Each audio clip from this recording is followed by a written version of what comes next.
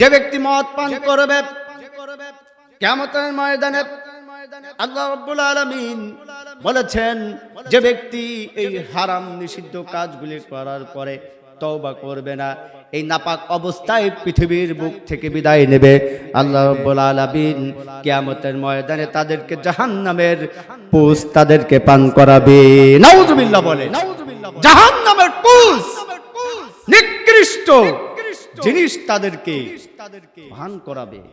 কত ভয়ঙ্কর শাস্তির কথা আল্লাহ রাব্বুল আলামিন বলেছেন।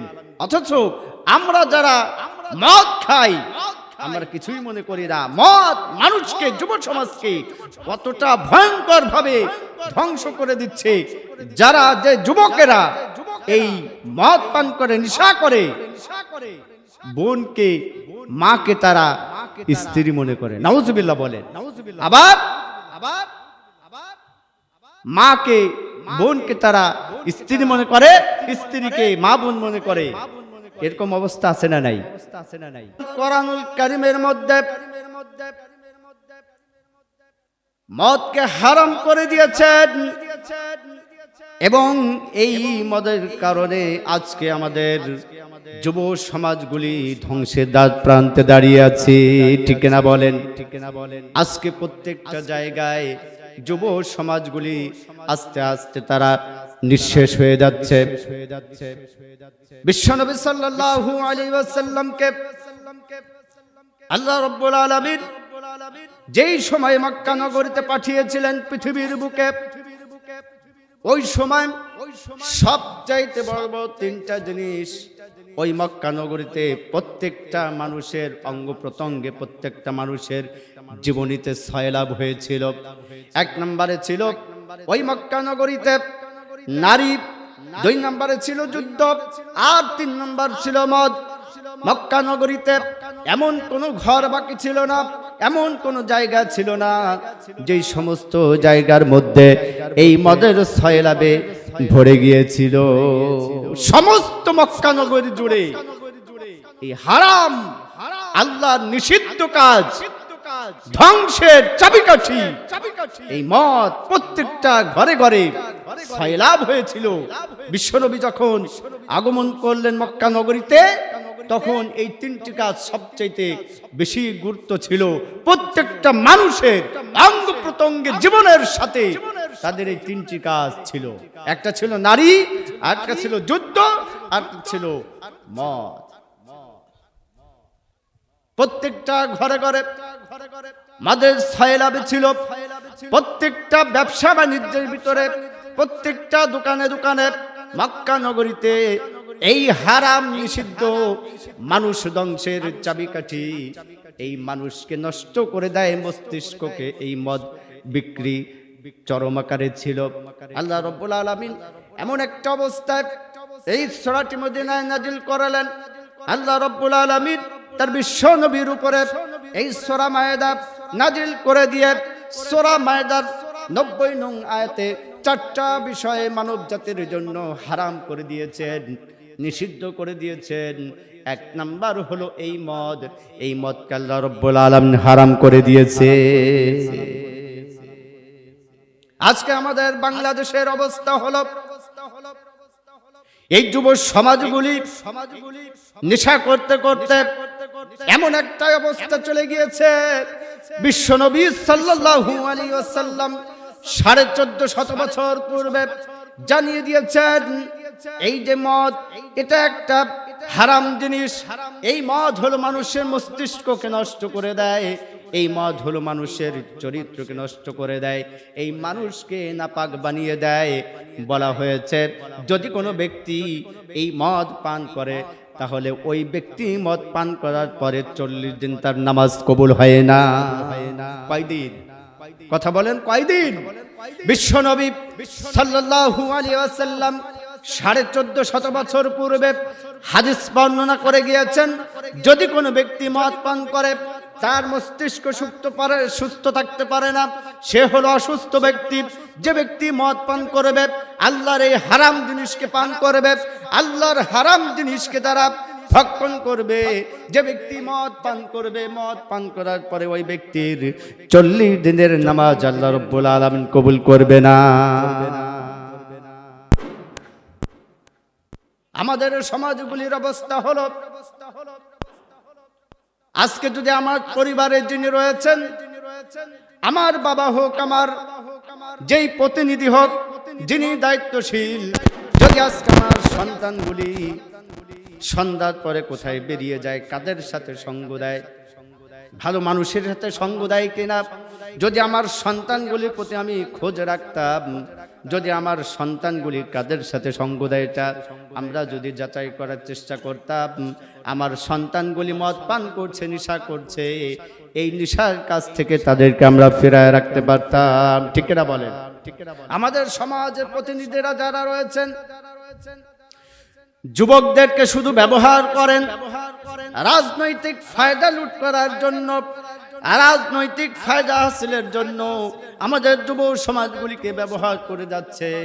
এই যুব সমাজগুলি আজকে মদ, ফেন্সিডিল, ইয়াবা, গাঁজা ইত্যাদি অনেক রকম এই নিষিদ্ধ নেশাগ্রস্ত হয়ে তারা ধ্বংস হয়ে যাচ্ছে। ঠিক না বলেন? ঠিক না বলেন? আল্লাহ যেটা হারাম করেছেন, এটা কোনো মানুষ যদি যতক্ষণ পর্যন্ত, বিশ্বনবী বলেছেন, যতক্ষণ পর্যন্ত কোনো মদ পানকারীর শরীরে এই পেটের ভিতরে মদ থাকবে, ততক্ষণ পর্যন্ত তার রক্ত, তার শারীরিক 3.5 হাত বডি অপবিত্র থাকবে। ঠিক না বলেন? আপনি কি মনে করেন যে ব্যক্তি মদ পান করে সে সুস্থ থাকে, পবিত্র থাকে? কোনো অবস্থাতেই না। আজকে আমাদের যুব সমাজদেরকে কিভাবে আমাদেরকে এর থেকে বাঁচিয়ে রাখতে হবে? 1 নম্বর কাজ হলো, আমার ঘরের ভিতরে যিনি পিতা থাকবেন, আমার পরিবারের যিনি প্রতিনিধি থাকবেন, আমার সমাজে যিনি মাতুব্বর থাকবেন, মেম্বার থাকবেন, চেয়ারম্যান থাকবেন, এক কথাই হলো নিচ থেকে শুরু করে রাষ্ট্রীয় পর্যন্ত এই মাদক নামক ভয়ঙ্কর নেশা জাতীয় বস্তুকে নিষিদ্ধ করতে হবে। ঠিক না বলেন? ঠিক না বলেন? ভয়ঙ্কর ধ্বংসযজ্ঞ মদকে আল্লাহ যেভাবে হারাম নিষিদ্ধ করেছেন, এই সমাজপতি যারা প্রতিনিধিত্ব করে তাদের দায়িত্ব হলো এই হারাম জিনিসকে হারাম ঘোষণা দিয়ে এই হারাম জিনিসের মধ্য থেকে যুব সমাজকে বাঁচিয়ে রাখার ব্যবস্থা গ্রহণ করতে হবে। ঠিক না বলে? রাজনৈতিক ফায়দা হাসিলের জন্য সমাজ প্রতিনিধিরা আজকে যুব সমাজদেরকে অন্যায় কাজ থেকে বিরত রাখে না। জানে যে আমি যদি মাদক বিরোধী কোনো সমাবেশ করি, জুয়া বিরোধী যদি কোনো সমাবেশ করি, কোনো মিছিল মিটিং করি, এর বিপক্ষে যদি করি, এর বিপক্ষে যদি কথা বলি, তাহলে আমার ভোট কমে যাবে, আমার জনপ্রতিনিধিত্ব কমে যাবে, আমার মান সম্মান কমে যাবে, আমার ক্ষমতা চলে যাবে। ঠিক না বলেন? এই ভয়তে যুব সমাজগুলিকে ধ্বংসযজ্ঞ এই মাদক থেকে ফেরাতে পারছে না। ঠিক না বলে? আল্লাহ রাব্বুল আলামিন বলেন, আমি আল্লাহ রাব্বুল আলামিন মাদককে হারাম করে দিয়েছি। বিশ্বনবী সাল্লাল্লাহু আলাইহি ওয়াসাল্লাম এই মাদক সম্পর্কে কি বলেছেন? বিশ্বনবী বলেছেন, লা তাশরাবিল খামর ফাইন্নাহা মিফতাহু কুল্লি শার। বিশ্বনবী সাল্লাল্লাহু আলাইহি ওয়াসাল্লাম বলেছেন, কখনো তুমি মদ পান করো না, কারণ তার সকল অকল্যাণ ও অঘটনের মূল চাবিকাঠি। বিশ্বনবী সাল্লাল্লাহু আলাইহি ওয়াসাল্লাম ইবনে মাজাহ থেকে এই হাদিস কানা নেওয়া হয়েছে। বিশ্বনবী সাল্লাল্লাহু আলাইহি ওয়াসাল্লাম বলেন, তুমি কখনোই মদ পান করিও না, কারণ হলো যত প্রকার অকল্যাণ সংগঠিত হয়, এই অকল্যাণ সংগঠিত হওয়ার মূল চাবিকাঠি হলো এই মদ। যত প্রকার অকল্যাণ পৃথিবীতে সংগঠিত হয়ে থাকে, এই সকল সঙ্গ অকল্যাণ জাতীয় যেই অঘটনগুলি ঘটে থাকে, এটার মূল চাবিকাঠি হচ্ছে মদ। এর মূল চাবিকাঠি কি বলেন? এর মূল চাবিকাঠি হচ্ছে মদ। বিশ্বনবী সাল্লাল্লাহু আলাইহি ওয়াসাল্লাম বলেছেন, যেই ব্যক্তি মদ পান করবে, যেই ব্যক্তি জুয়া খেলবে, যেই ব্যক্তি দেব দেবীর মূর্তি পূজা করবে, আর যেই ব্যক্তি জ্যোতিষী দিয়ে গণক দিয়ে তার ভাগ্য নির্ণয় করবে, এই ব্যক্তি কোনো অবস্থাতেই আমার উম্মত হতে পারে না। কোনো অবস্থাতেই এই ব্যক্তি আমার উম্মত হতে পারে না। বিশ্বনবী সাল্লাল্লাহু আলাইহি ওয়াসাল্লাম বলেছেন, একজন ব্যক্তি যখন মদ পান করে, যতক্ষণ পর্যন্ত তার শরীরে এই নেশার একটা ভাব থাকবে, ততক্ষণ পর্যন্ত সে ঈমানদার থাকতে পারে না, সেই নাপাক অবস্থায় থাকে। বিশ্বনবী সাল্লাল্লাহু আলাইহি ওয়াসাল্লাম বলেছেন, তিন ব্যক্তির সাথে শেষ বিচারের দিন আল্লাহ তাআলা কথা বলবেন না এবং তাদেরকে গুনাহ থেকে পবিত্র করবেন না। আল্লাহ রাব্বুল আলামিন তাদেরকে তার রহমতের দিকে, তাদের দিকে দৃষ্টিপাত করবেন না। আল্লাহ রাব্বুল আলামিন বলেন, এবং তাদের জন্য রয়েছে যন্ত্রণাদায়ক শাস্তি। নাউযুবিল্লাহ বলেন, জোরে নাউযুবিল্লাহ বলেন। বিশ্বনবী সাল্লাল্লাহু আলাইহি ওয়াসাল্লাম বলেছেন, যে ব্যক্তি মদ পান করবে তাদের জন্য শাস্তি রয়েছে তিনটি। কয়টি বলেন? শাস্তি আছে কয়টি বলেন? তিনটি শাস্তি। যে ব্যক্তি মদ পান করবে, আল্লাহ তাআলা বলেন কিয়ামতের ময়দানে তাদের জন্য শাস্তি রয়েছে তিনটি। এক নম্বর শাস্তি হলো আল্লাহ রাব্বুল আলামিন তাদের সাথে ওই কঠিন কিয়ামতের ময়দানে কথা বলবেন না, এবং যারা এই অপবিত্র গুনাহ থাকবে আল্লাহ রাব্বুল আলামিন তাদেরকে এই গুনাহ থেকে ক্ষমা করবেন না এবং তাদেরকে পবিত্র করবেন না। আর একটা শাস্তি হলো বিশ্বনবী সাল্লাল্লাহু আলাইহি ওয়াসাল্লাম বলেছেন, তিন নম্বর শাস্তি হলো কাল কিয়ামতের ময়দানে তাদের দিকে রহমতের দৃষ্টি দিয়ে আল্লাহ রাব্বুল আলামিন তাকাবেন না।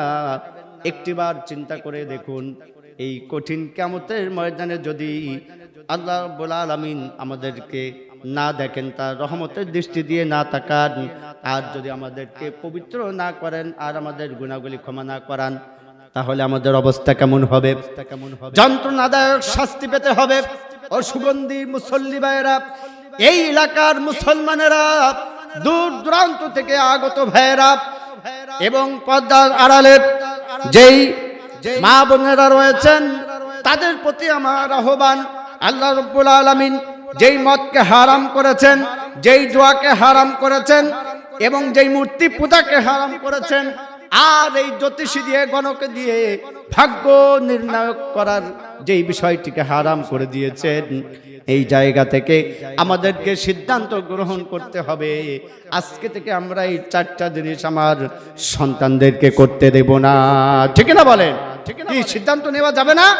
আমাদেরকে সিদ্ধান্ত নিতে হবে, হারাম এই কাজগুলি আমি করব না, আমার সন্তানগুলিকে এই সমাজের কাউকে আমরা করতে দেব না। ঠিক না বলেন? যদি এই কাজটি করতে পারি, তাহলে বিশ্বনবী সাল্লাল্লাহু আলাইহি ওয়াসাল্লাম বলেছেন, এই কাজগুলি যারা করবে তারা আমার উম্মত হবে, আর যারা এই কাজগুলি করবে না, এই কাজগুলির সাথে সহযোগিতা করবে, বিশ্বনবী সাল্লাল্লাহু আলাইহি ওয়াসাল্লাম বলেছেন, তারা আমার কোনো অবস্থায় উম্মত হতে পারে না। লাকাদ কানা লাকুম ফি রাসূলিল্লাহি উসওয়াতুন হাসানাহ। আল্লাহ তাআলা উত্তম আদর্শের মডেল, উত্তম আদর্শের আদর্শবান চরিত্রের নেতা আমাদের জন্য আদর্শের মডেল বানিয়েছেন বিশ্বনবী মুহাম্মদ সাল্লাল্লাহু আলাইহি ওয়াসাল্লামকে। সুবহানাল্লাহ বলেন, সুবহানাল্লাহ বলেন, সুবহানাল্লাহ বলেন। আমাদেরকে বিশ্বনবী সাল্লাল্লাহু আলাইহি ওয়াসাল্লামের জীবন আদর্শকে মেনে নিতে হবে। ঠিক না বলেন? কে রাজি আছেন তো? কে কোন দল করে, কে কি কাজ করে, ওটা দেখার কোনো সুযোগ নেই।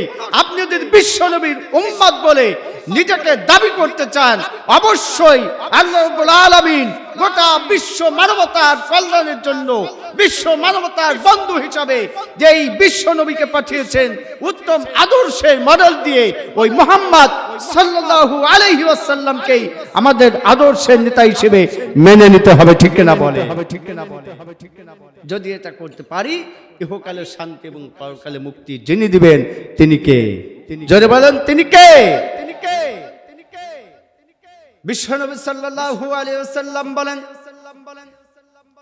যে ব্যক্তি মদ পান করবে কিয়ামতের ময়দানে আল্লাহ রাব্বুল আলামিন বলেছেন, যে ব্যক্তি এই হারাম নিষিদ্ধ কাজগুলি করার পরে তওবা করবে না, এই নাপাক অবস্থায় পৃথিবীর বুক থেকে বিদায় নেবে, আল্লাহ রাব্বুল আলামিন কিয়ামতের ময়দানে তাদেরকে জাহান্নামের পুষ তাদেরকে পান করাবে। নাউযুবিল্লাহ বলে, জাহান্নামের পুষ, নিকৃষ্ট জিনিস তাদেরকে পান করাবে। কত ভয়ঙ্কর শাস্তির কথা আল্লাহ রাব্বুল আলামিন বলেছেন। অথচ আমরা যারা মদ খাই আমরা কিছুই মনে করি না। মদ মানুষকে, যুব সমাজকে কতটা ভয়ঙ্কর ভাবে ধ্বংস করে দিচ্ছে। যারা যে যুবকেরা এই মদ পান করে, নেশা করে, বোনকে, মাকে তারা স্ত্রী মনে করে, নাউযুবিল্লাহ বলেন। আবার মাকে, বোনকে তারা স্ত্রী মনে করে, স্ত্রীকে মা বোন মনে করে। এরকম অবস্থা আছে না নাই? বর্তমান বিশ্বের ভিতরে বাংলাদেশের অবস্থা যদি আপনি একটু চিন্তা করেন, এই নেশা করার কারণে সমাজ ও রাষ্ট্রের ভিতরে চুরি ডাকাতি হচ্ছে, ঠিক কিনা বলেন? এই নেশা করার কারণে সমাজ ও রাষ্ট্রের ভিতরে খুন, ছিনতাই, রাহাজানি, ধর্ষণ থেকে শুরু করে ইফটিজিং পর্যন্ত এই নিকৃষ্টতম কাজগুলি নেশাগ্রস্ত যারা করে তারা এই কাজগুলি করছে, ঠিক কিনা বলেন? যে ব্যক্তি নেশা করে, যে ব্যক্তি জুয়া খেলে, এই ব্যক্তিগুলি কখনোই বিশ্বনবীর উম্মত হতে পারে না, বিশ্বনবীর বন্ধু হতে পারে না, বিশ্বনবীর আদর্শের কর্মী হতে পারে না। যে ব্যক্তি অন্যায় কাজগুলি করে, আল্লাহ রাব্বুল আলামিন বলেছেন, এই নেককারজনক হারাম কাজগুলি যারা করে ওরা হলো শয়তানের লোক। ওরা হলো কার লোক? কথা বলেন।